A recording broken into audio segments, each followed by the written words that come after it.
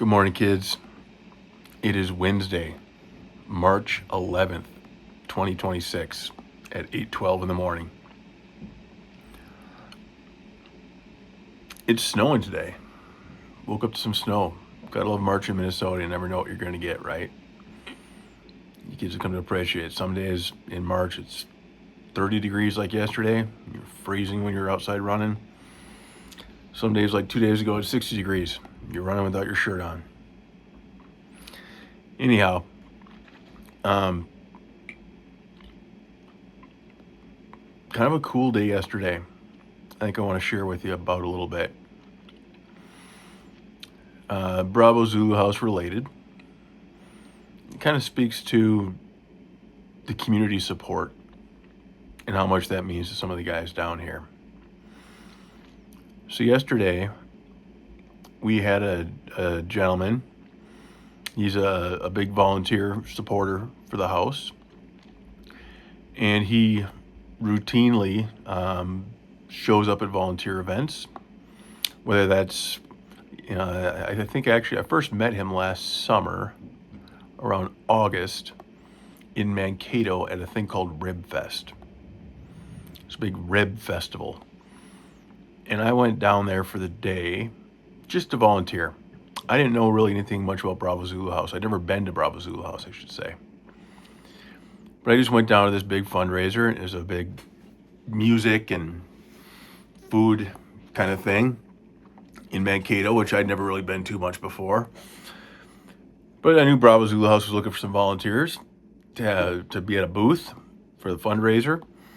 And I went down there, and I don't know, I spent the day last August, spent like a day and a half just doing kind of like security, get to wear a little yellow vest, scanning people's tickets at the door, spent some time at the booth.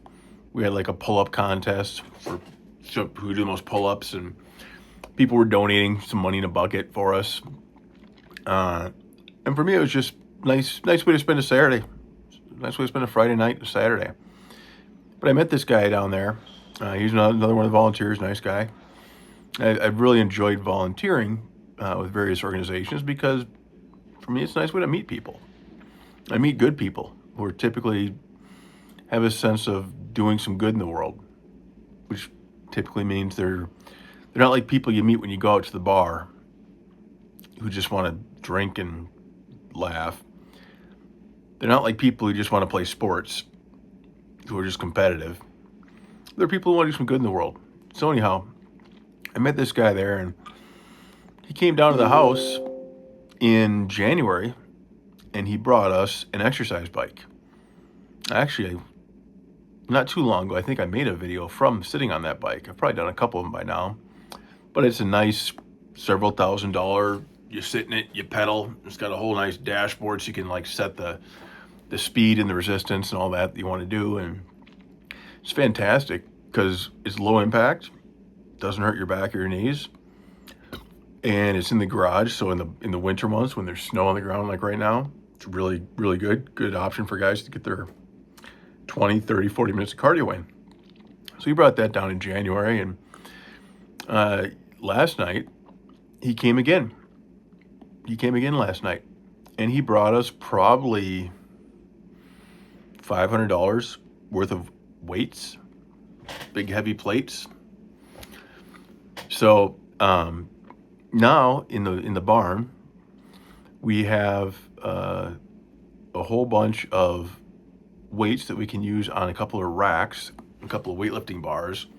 So now I can do things like squats really easily. If you get a little bench, I'll be able to do bench press. But not just me, all the other guys. So his friend of the house came down, brought about $500 worth of weights, brand new stuff, really nice weights. He also brought like 3 pizzas. So we're sitting around eating some pizzas, planning on unloading the weights from his truck into the barn. Sitting around eating pizzas, and we're just kind of, laughing a little bit. He's asking about the house and, how's it going here, this and that. And 2 or 3 other guys are having some pizzas with us. And all of a sudden there's a knock on the door. I see there's another car out front. And it's like, well, who the heck is this now? What are they? Somebody must have heard we're having a pizza party over here, right? All of a sudden some lady's showing up. I go to the front door, and it's Marie Olson. I open the door and she says, "Hi, I'm Marie. I'm from, down the way up in Amboy. And I had some extra strawberries. Thought maybe you guys could use them." I was like, "Oh my goodness, what's your name?" And she's like, "I'm Marie Olson," and little old lady. And I'm like, "Oh my goodness, can I give you a hug?" And she's like, "Oh, of course." Give her a big hug, and she gave me 4 big containers of strawberries, fresh strawberries, that she just wanted to donate to the house, the people at the house. And I just thought that was the nicest thing. So, like I said, I gave her a hug and wished her well, and she went on her way. And I brought the strawberries back inside, and let the boys, the residents here, know, like, hey, if anybody helps us move some weights here, you get a free container of strawberries, fresh from Marie Olson of Amboy.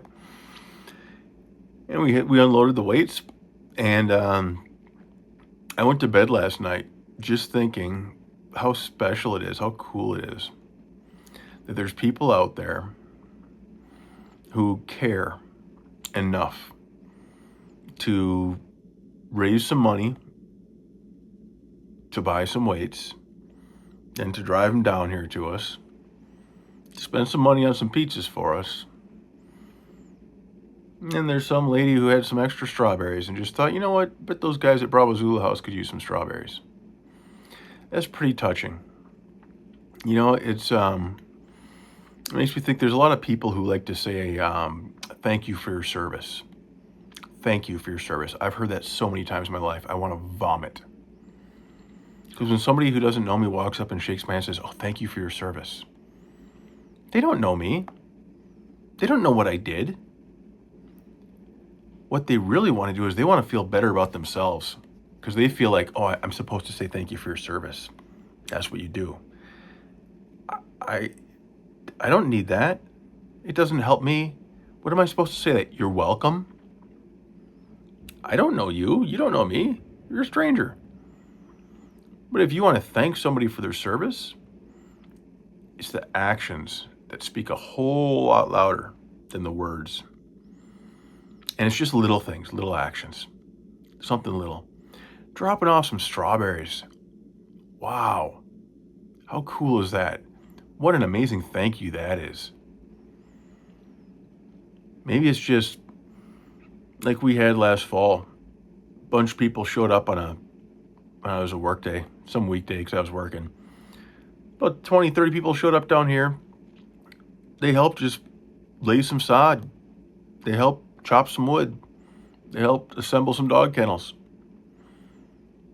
Wow, what a thank you. That's the way to say thank you. Show up and spend 2 hours of your day, once a year maybe, to help some veterans who are trying to do the right thing. A lot of these guys here, they're in a tough way. They come to us, they come to this house in a very tough situation. Their life's broken. It did not work out the way they had hoped. And they're putting in a lot of hard work, making a lot of changes in their life, doing a lot of therapy, doing a lot of recovery. And it's hard work. It's challenging. And they're far from their families. They're far from their homes in doing it. So when they have these people who come down, whether it's just Marie Olson driving down the road from Amboy with some strawberries, whether it's Todd with the Mankato Elks driving down an hour with a bunch of weights and pizza, whether it's just somebody showing up once a year for an hour to help chop some wood. It's amazing to see, and such a gift and a blessing to see how that impacts the guys here. How it gives them the sense that, hey, these people don't even know me, but if they're willing to put in their time, their energy, their money for this place, boy, that motivates me to attend my therapy session tonight instead of saying, fuck it. That motivates me to go look for that job tomorrow, even though I know I'm probably not going to get it because I've got 4 DUIs and can't stop drinking for long enough to show up to work for years and years. All these different challenges these guys have, I see how it motivates them and lifts up their spirits. And it's a pretty cool thing to see. I got to see it yesterday. It's a timely reminder too. Helps remind me, seeing all that, seeing that magic happen, reminds me why I'm here. Why I'm here 2 hours away from you guys. 2 hours away from all my friends. All my brothers up in the Twin Cities, all my family up there. Helps remind me what I'm doing down here when I get to see that kind of magic happen. So, love you kids so much. Hopefully, get to see you in a couple weeks here. We'll talk soon though. Have a great day.